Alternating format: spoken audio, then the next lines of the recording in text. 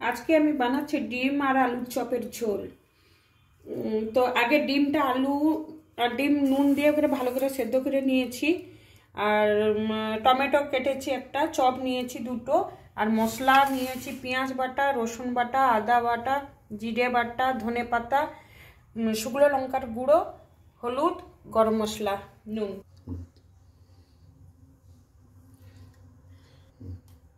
আগে তেলে নুন দিয়ে দেবো, দিয়ে ডিমটা ভাজবো।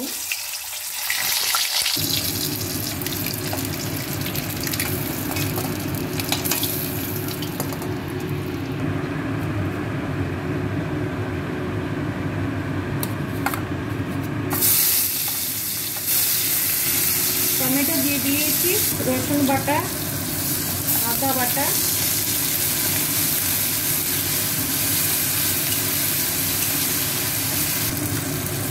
পেঁয়াজ বাটা,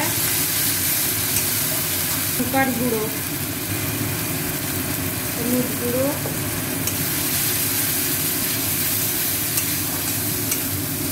মশলাটা ভাজা হয়ে এসছে। এবার আমি গরম মশলা গুঁড়ো অল্প দেবো।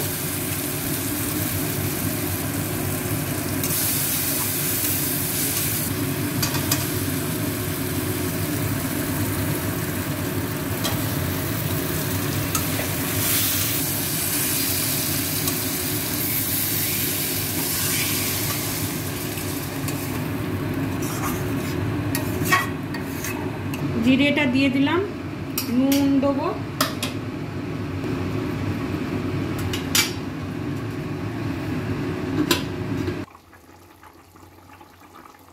চপটা দিয়ে দেবো। ঝোলটা ফুটে গেছে,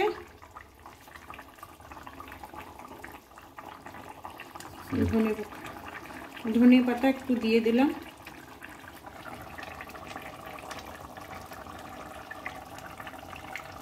দু মিনিট ফুটবে।